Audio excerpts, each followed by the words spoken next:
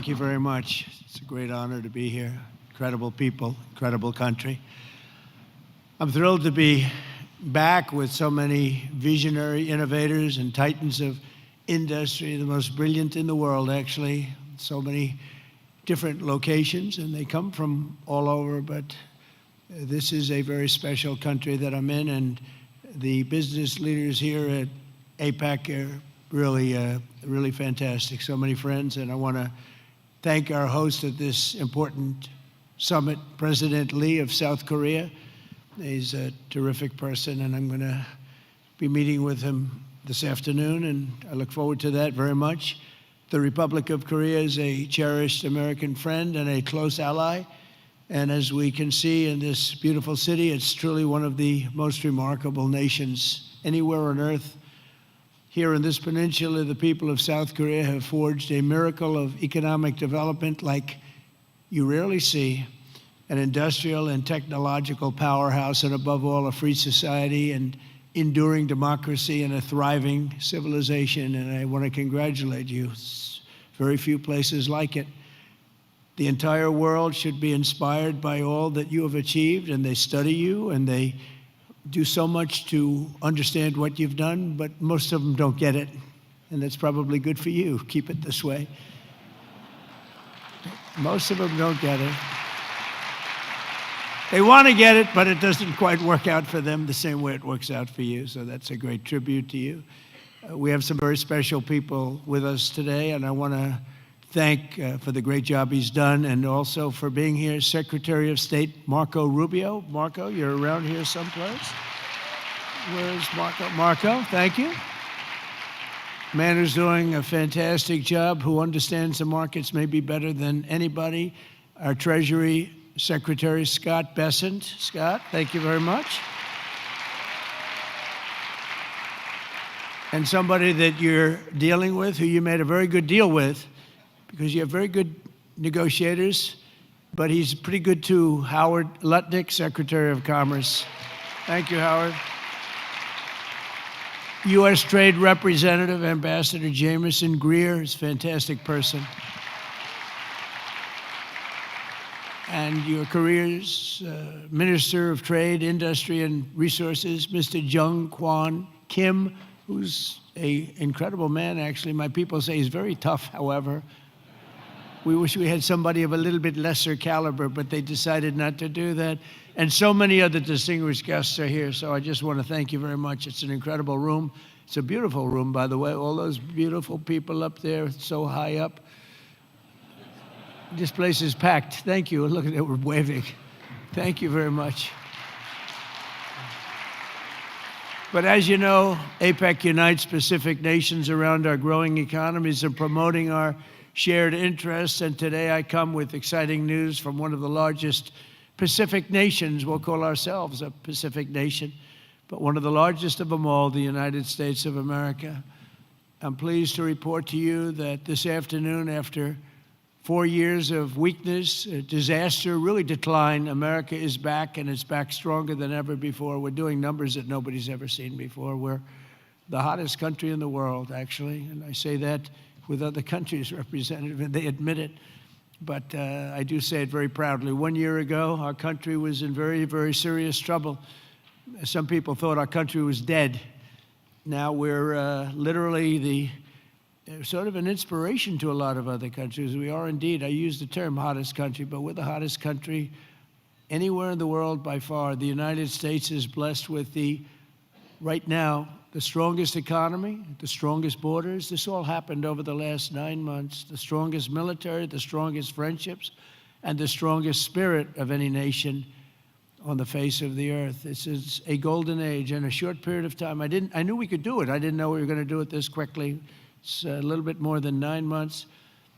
So in less than 1 year, we've secured commitments for over $18 trillion of new investments. As an example, the previous administration, in 4 years, they did less than $1 trillion. I think much less, actually, and hurt our country very badly. Who would have known? But we're going to be 18, so I figure that we'll probably be at 20 or 21, maybe even $22 trillion of investments coming into our country by the end of the first year of my second term. And, we had a tremendously successful first term. We had the strongest economy in history for our country, strongest we ever had. But this is, I think, blowing it away. We have great policy. We have some very good things happening. The stock market, as you know, is set 45 all-time highs since in a period of, it's pretty good, in a period of 9 months, breaking new records week after week, including one just yesterday. We set the record GDP growth in the second quarter, and that's with all of the things that we're doing.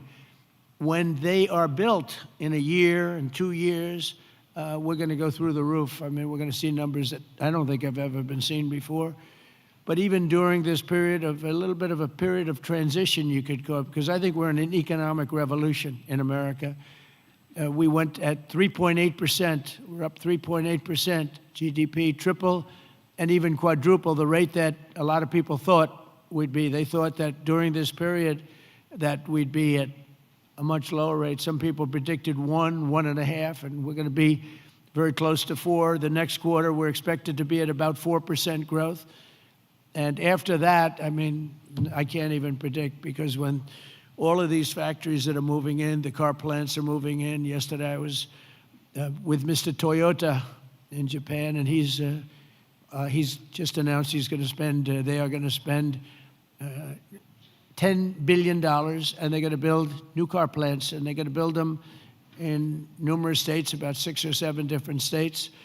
And we're bringing our car industry back. We're bringing AI. We're leading everybody in AI. We're leading every nation in AI by a lot. In 9 months, we've lifted over 600,000 Americans off food stamps. Wages for workers are rising at the fastest pace in more than 60 years. And meanwhile, energy prices are down.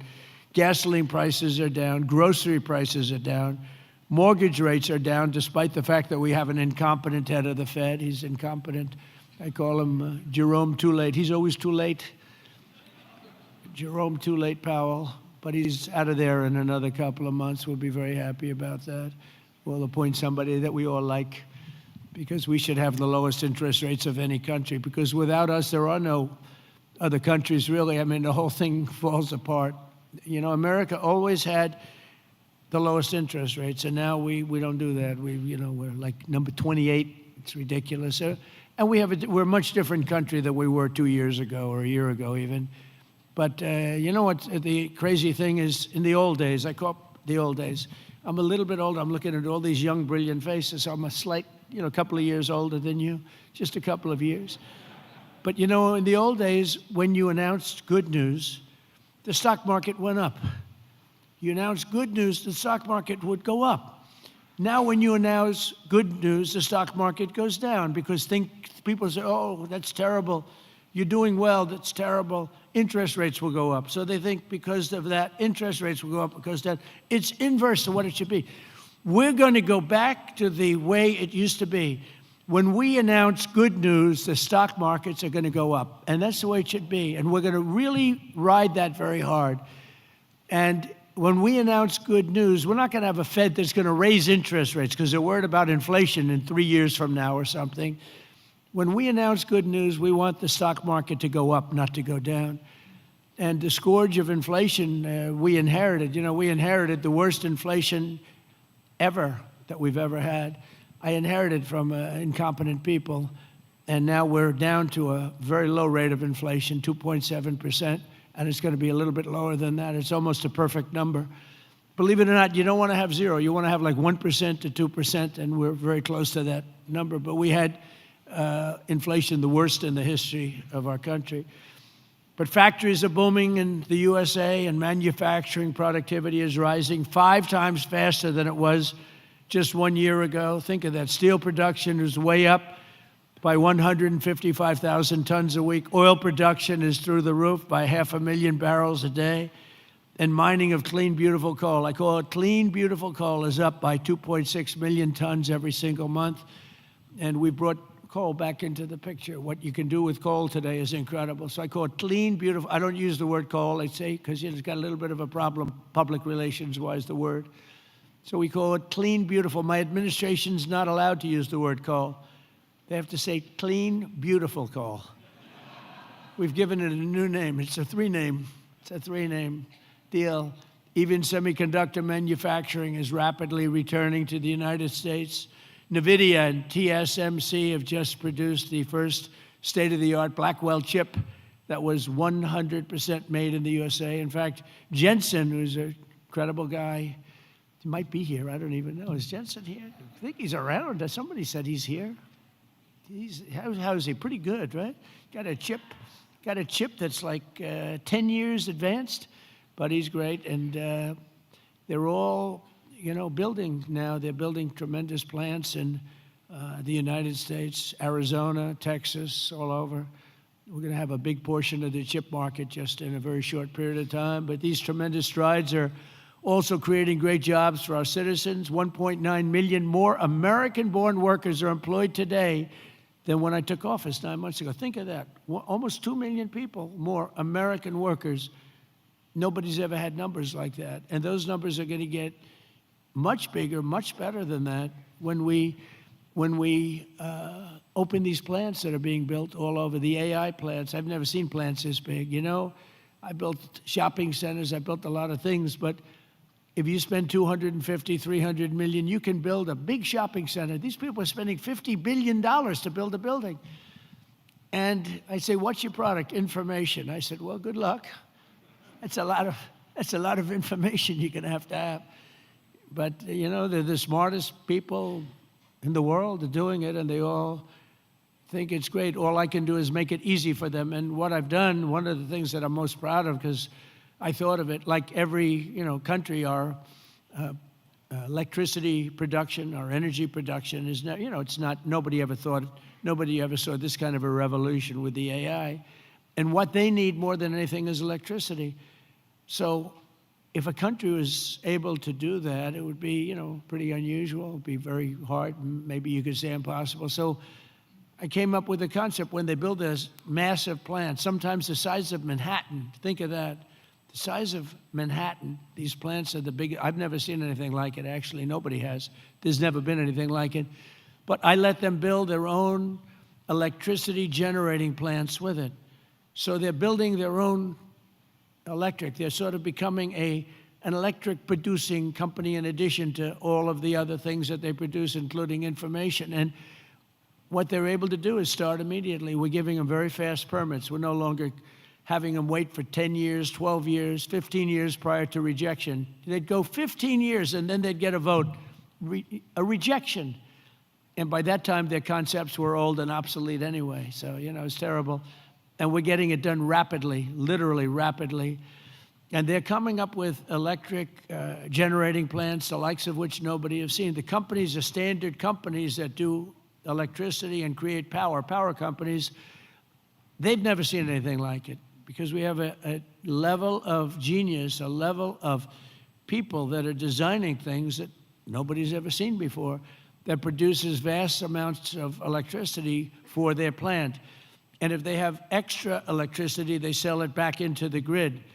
So they really, it's really been amazing, and it allows people to start building immediately, and they can't blame the government. They won't blame me because I didn't produce enough out of the grid that's 200 years old. So we have more people now working than at any time in the history of our country. And we've sort of just begun. It's hard to believe, actually, if you knew where we were 2 years ago. All of this is incredible news for Americans and for nations around the globe, and it is for South Korea because we're partners. We're serious partners. We're wedded, and we have a very special relationship, a special bond. In fact, we're working with you on shipbuilding, where you're going to come in. We were the #1 in the world during World War II. We produced a ship a day. Can you believe it? Tankers and freighters and this, a ship a day. And today we're not really building ships, and we're going to start, and we're going to have a very thriving shipbuilding industry, and we're working it with South Korea very much so. In fact, some of the people in this room, they bought the Philadelphia shipyard. I think it's going to be one of the most successful yards in the world, anywhere in the world. It's great. Known for incredible production years ago, and sort of through bad management or bad thinking by people that were prior to me. I mean, you have to blame the president. You can give the president credit or blame the president, but I blame the president. They allowed the shipbuilding industry to go away, essentially, in our country. We're going to bring it back very, very powerfully. When America thrives, our partners thrive, and our alliances thrive with all of the countries. The Indo-Pacific thrives, and that's good for all of us, and the entire world becomes safer and wealthy and greater than ever before. We get along with a lot of countries. We solved a lot of wars and a lot of problems, and that's all good for all of us. The extraordinary American turnaround that I've just described has been achieved not by just continuing business as usual back in Washington.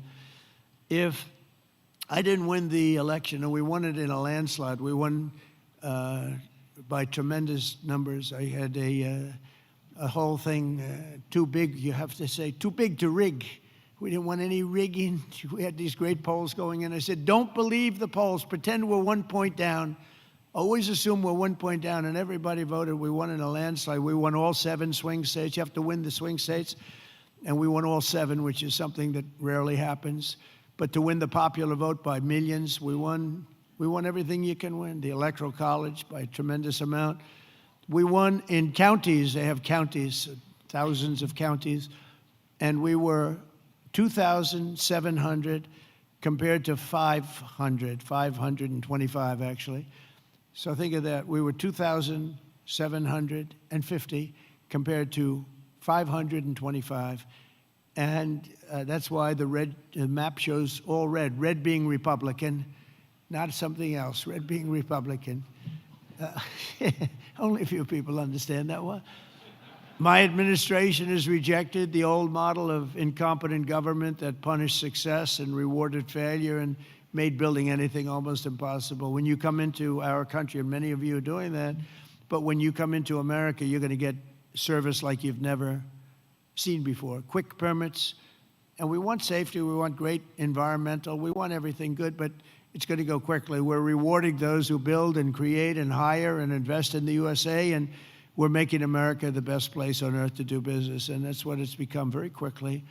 We have some wonderful people. Lee Zeldin at Environmental, he's incredible. He gets the right result quickly, and he makes sure that people do the right thing.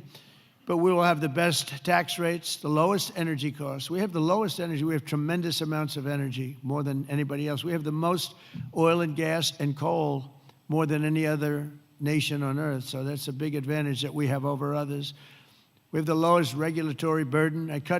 In my first term, we cut more regulations than any other administration in history, and we're going to do about the same level right now or more if we can. The most advanced technology and the fairest trade deals anywhere in the world. And for decades before I took office, our country was run by legions of bureaucrats who were always looking for a reason to say no. Why? How can we say no? They wanted to say no. They thought that was their job, and it's really just the opposite. We work to say yes. So now we have a president in the White House who cuts through the red tape and excuses. We don't stand for excuses, and says yes to big ideas and bold initiatives and grand ambitions so that America can have great industries, great dreams, and to be the greatest nation on earth, which is where we are now, actually, in a very short period of time. We're rebuilding things that are incredible. We have the strongest military in the world. We have the best equipment. We have the best manufacturers of equipment. And South Korea is buying a lot of our weapons. We make the best. We have the planes and just about everything other than ships. And we'll be there very shortly with ships, too. But the only reason it's not ships, because, I don't know, for some reason they stopped doing that. I guess they went on to other businesses. But there are some basics in life, and one of the things you need is ships. I always say you need steel, you need aluminum, you need this. There are things you don't need. A lot of things that a country doesn't need them, but things you need steel. Got to have steel, and we're redoing our steel, and some of the people in this room are very involved in that. We're redoing our industry. We're starting to produce large amounts of steel, massive amounts of steel. We'll be right at the top in a very short period of time. The mills are opening again, and they're opening up big. And again, it's national security, and it's because of tariffs. We're reclaiming our heritage as a nation of builders and doers, and we're pioneers in a sense, but we're really doing it again, but we're doing it even better than we did the first time, which is the first couple of 100 years. And we're pursuing this vision with unrelenting drive and really unprecedented success. In July, I proudly sounded law. It was very important. I went into the archives. We looked at every possible thing you could look at, and I signed into law the largest tax cuts in American history. And as you remember, in my first term, we cut taxes from 39% down to 21%.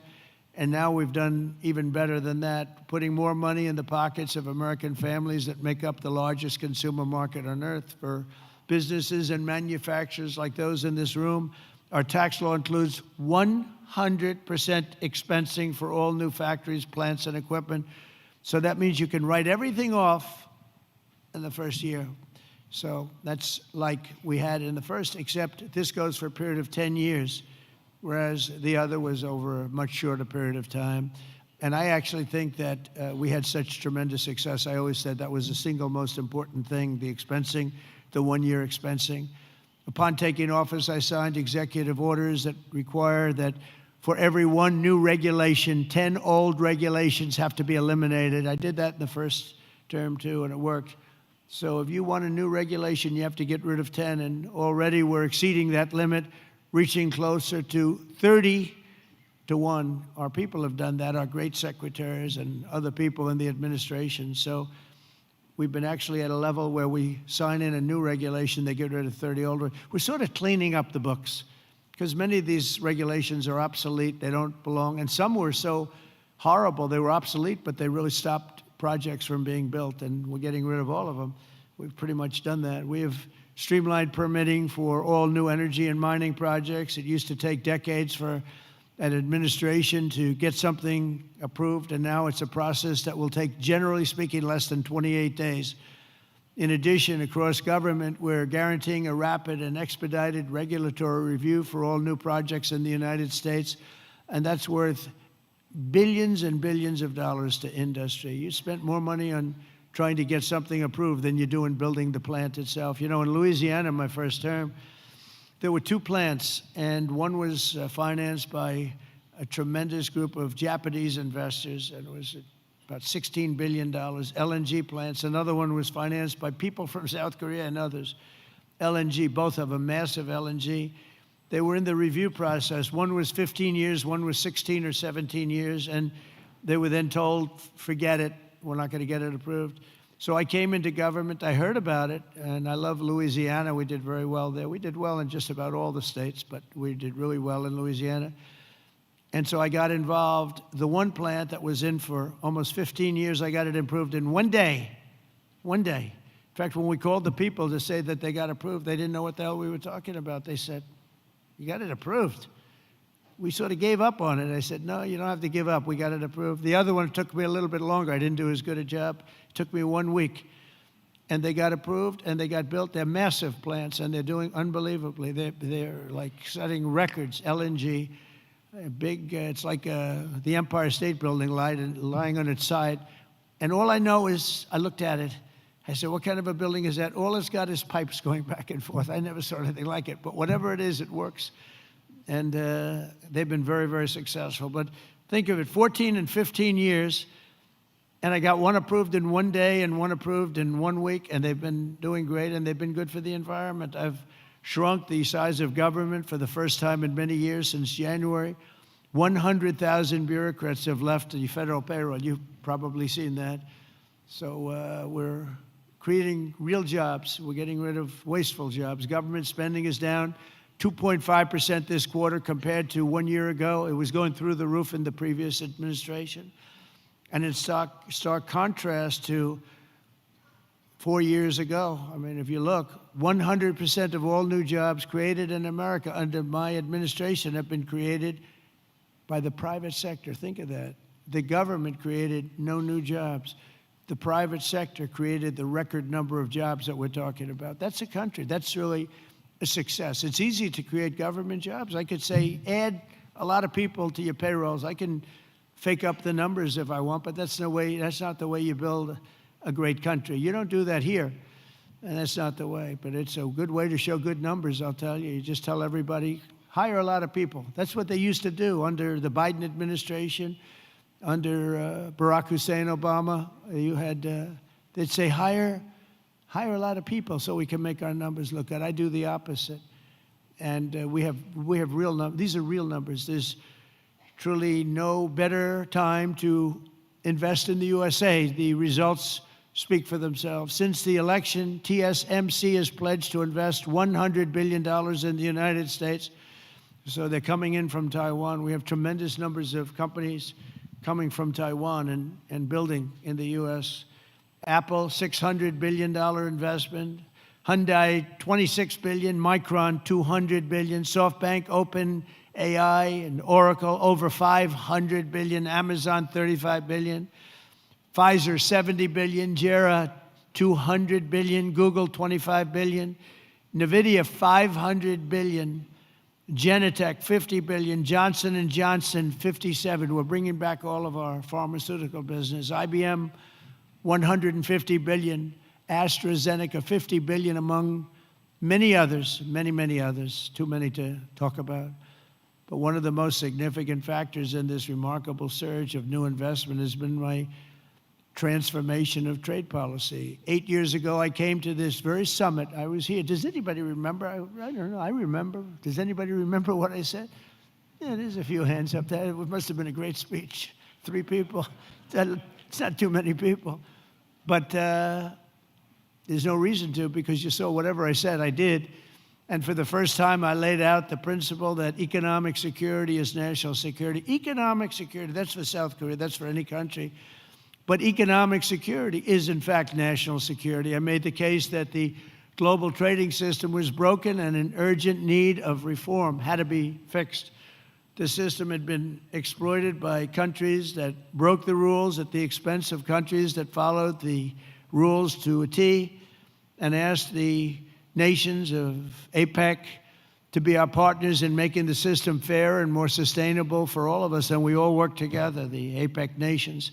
8 years later, as I'm back here in Asia, and I'm pleased to say that the positive vision for revolutionary reform I laid out, it seems like a long time ago, is now a reality. What really seems amazing is that we did all these things. We stopped a lot of wars. We did so many different things, made our country strong. Thank you. Thank you. And the campaign seemed like so long ago, and I was reading something today in one of the journals, and they said, can you believe it? 1 year ago, I was campaigning to win. Think of that. It was about a week. In a week, it'll be November 5th. And November 5th was the election. I said, can you imagine that? Here I am, president. We've done so many different things economically, militarily, peace-wise, peace through strength.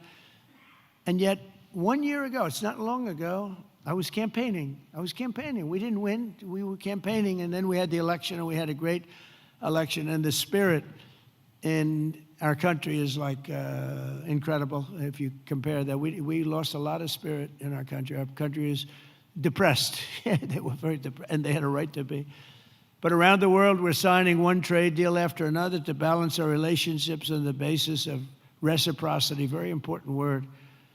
On this trip alone, I've signed groundbreaking agreements with Malaysia, Cambodia, Japan, and our deal with the Republic of Korea will be finalized very soon, like moments or very shortly thereafter. These agreements will be incredible victories for all of us because everyone is better off when we have stable partnerships, not plagued by chronic problems and imbalances. Probably you know that President Xi of China is coming tomorrow here, and we're going to be, I hope, making a deal. I think we're going to have a deal. I think it'll be a good deal for both. And that's really a great result. That's better than fighting and going through all sorts of problems and, no reason for it. I think it's going to be a great deal for both, so I'll be meeting him tomorrow. A lot of people are interested. They're also interested in what we're doing, but they're interested in that. I can tell you a lot. The world is watching, and I think we'll have something that's very exciting for everybody. And that's also good for South Korea. It's good for all nations. We're ending gaping trade deficits, unfair trade barriers to market access, insecure supply chains, weak, pathetic supply chains, and much, much more. We had such bad supply chains under the last administration. It was embarrassing. And we're entering a new era of trade that truly works for both sides. Got to work for everybody. You know, deals have to be good for everybody. I've heard that all the time, and I never really believed it, I'll be honest. I said, if you make a great deal. The best deals are deals that work for everybody, especially when you're talking about nations. You know, when you're talking about nations, it really is a little bit different than you're doing a business deal and you want to just rip their hearts out, right? These guys know what I mean. They've ripped out so many hearts. But when you have nations, it's a little bit different, you know? You gotta all balance out a little bit. When I announced reciprocal tariffs last April, some people thought it was wonderful and others really weren't so sure. They weren't sure. They didn't understand tariffs because tariffs were used against us. We didn't use tariffs stupidly. And we do now. National security. This week we proved once and for all that there were no critics left. The only critics are people that took advantage of us for many years, and now they're not able to do that. The deals we're signing with our friends and partners are making our alliances closer and stronger than ever before, and they respect us because it was so foolish. The people that ran our country were so foolish. With these agreements, our nations will extend our vital security alliances into the realm of economic security for the first time ever.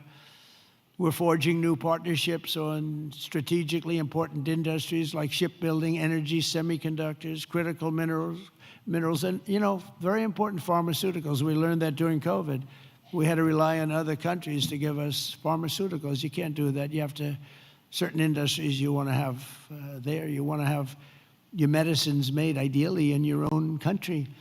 Many of our agreements also include deepening collaboration of industries of the future, such as nuclear, quantum, artificial intelligence, where America is number one by a lot. Actually, we're really number one by a lot. We're number one in military consequence. We're number one in military in the quality of the weapons. That's why everyone wants to buy for us. I'll tell you what we have a long lead on is submarines, nuclear submarines. We are so far advanced that by perhaps 20, 25 years. We're 25 years ahead of any competition. And not only are the tariffs strengthening our alliances, they're also bringing peace to the world. On Sunday in Malaysia, we signed the Kuala Lumpur Peace Accords, ending forever the war between Cambodia and Thailand. Thank you. Thank you. You know, it's interesting. We were making trade deals with Cambodia and with Thailand, and I sort of watch what I do. I don't go to the beach and sleep all day. I like to watch. And I see Cambodia, Thailand, among many other nations. And this is true for numerous other deals too. But I see Cambodia, Thailand, and I read a front page story about the fact that there were thousands of dead people along the border. And they fought for a long time. And I said, wait a minute, we're making deals? And they're starting a war? They were just starting, and it was vicious. Thousands of people were killed along the border, their two borders. And I said, let's call the head. I didn't know the heads of either one. I called them. They were both great people and sort of reasonable. I said, listen, you want a trade deal? We're not going to make a deal with you if you're going to be in war. Then I called Cambodia. I called Thailand. I called Cambodia, back and forth. And after about 2 days, we ended up with the help of Malaysia. Malaysia was like a mediator. We used a beautiful facility in Malaysia because it was too hot. The other two, and I don't mean hot weather-wise. I mean it was hot. It was too hot with bullets flying all over the place. And Malaysia was fantastic, and they helped implement it. The prime minister was great guy. Just left him. And within 2 days, we signed a deal. And the two people came in, they were like best friends. It was a beautiful thing to see. We saved, probably millions of lives. They've had a tempestuous relationship I said, for how many years? 500 years. They said, that's a long time. That's a long time. But we think this is going to be, hopefully, I use the word everlasting. Same thing in the Middle East. We hope it's going to be everlasting peace. They've never had peace. They've 3,000 years, and we signed in the Middle East. But I've ended 8 wars in 8 months, and in many instances, trade has played a big part in getting those wars ended. On top of it all, tariffs now projected to reduce our deficit by $4 trillion over the next 10 years, and I think actually much more than that. That's national security, because you can't have deficits and you can't have debt all over the place. And it stops inflation and strengthening the dollar and ultimately balancing our federal budget, which I think we're going to do very quickly, only because of our policy of fair tariffs. And for any company that does not wish to pay the tariff, I say, you could build your factory in America. If you build your factory in America, there are zero tariffs. But, again, going back to the wars, it's so important. If you look at India and Pakistan, so I'm doing a trade deal with India, and I have great respect and love. As you know, for Prime Minister Modi, we have a great relationship. Likewise, the Prime Minister of Pakistan is a great guy, and the Field Marshal, they have a Field Marshal. You know why he's a Field Marshal? He's a great fighter. He really is. He's a great guy, too. And so I know them all. And I'm reading that 7 planes were shot down. They're going at it, and they're really starting to go. And it's a big thing. These are 2 nuclear nations, and they're really going at it. And I called Prime Minister Modi. I said, we can't make a trade deal with you. No, we must make a trade deal. I said, no, we can't. You're starting a war with Pakistan. We're not going to do it. And then I called Pakistan. I said, we're not going to do trade with you because you're fighting with India. And, 2 nuclear nations. And they said, no, you should let us fight. They both said that. They're warring. They're strong people, I'll tell you what. Prime Minister Modi is the nicest looking guy. He says, and he looks like you'd like to have your father, he's a killer. He's tough as hell. No, we will fight. I said, whoa, this is the same man that I know. But after a little while, and they're good people, and after literally 2 days, they called up and they said, we understand, and they stopped fighting. How is that? Isn't that amazing? Now, you think Biden would have done that? I don't think so. Most people wouldn't have thought of it, but, they wouldn't have thought of it. No, but here we are, we're doing deals. So you add an extra sentence, and you say you have to stop shooting at each other. 7 planes were shot down. You have to stop the war. And they stopped the war. And if it weren't for the tariffs, I said I was going to put 250% tariffs on each country, which means that you'll never do business. In other words, there's nothing you can sell for 250%. That means, that's a nice way of saying we don't want to do business with you. You don't have to say that, because that's a nasty, we don't want to do business. No. You say, we're going to put 250% tariffs if you don't stop the war. And they understood that, and within 48 hours, we had no war, no people killed. I mean, it's makes me feel so good. It's we saved millions and millions of lives with all of them. Azerbaijan. If you look at just take a look at that one. That was going on for, I think, 38 years, right? And President Putin called me. He said, "It's amazing. It's amazing. We couldn't get that war stopped. 38 years it went on, millions of people killed, and we got it done." And the 2 countries came in, and they were in the White House, and they started off here. And they got closer, closer, closer, closer. After an hour, they were hugging each other in peace. It was amazing, actually. It was beautiful to see 2 very good countries, 2 very good leaders. One was there for 22 years, one was there for 7. And they both said, my entire political life, all I did was shoot people on the other side. And we got it closed up. And we did that 8 times. The only one I didn't do is Russia, Ukraine, but that'll get done too. That'll get done. I thought that was going to be an easy one because of my relationship with President Putin. He turned out to be a little different, but I think it'll get done. It would have never started if I were president. That war would have never, ever started. So we've used trade to create peace in a lot of different locations.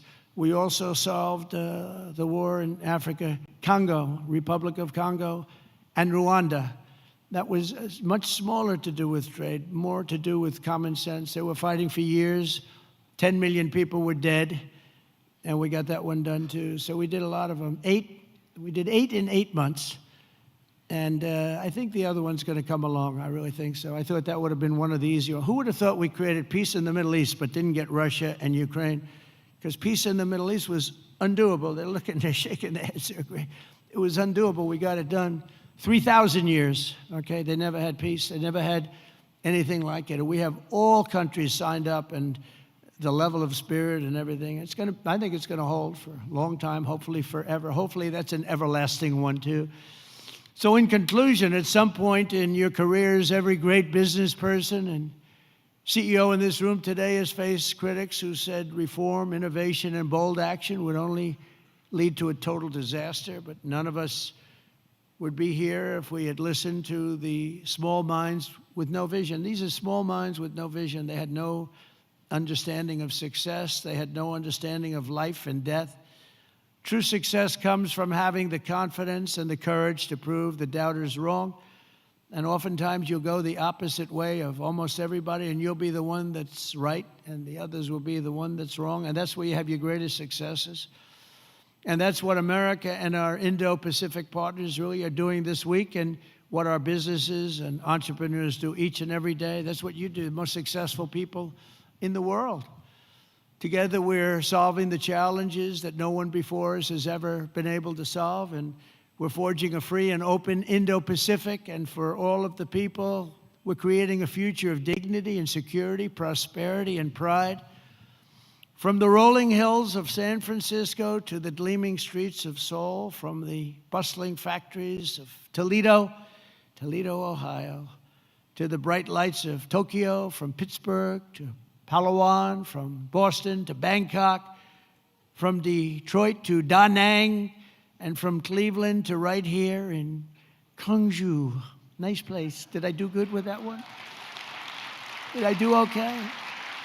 Gwangju. Good, beautiful place, by the way. We're strengthening old friendships, forging new bonds, building new factories, pioneering new industries, and creating a dramatically better world for our children and for generations to come. Together we will build a future of strong, independent nations on both sides of the vast ocean, joined by our common interests, united by common values, and reaching constantly toward a richer, safer, and more peaceful Pacific with fairness, persistence, and common sense. That's such an important two words. We will build together, we will trade together, we will prosper together, we will thrive together, and above all, we will win together like never before. We're going to have an incredible relationship together for generations to come. And I just want to thank everybody in the room. I know so many of you. You're incredible people. God bless you. God bless the nations of this great region, and God bless America. Thank you very much, everybody.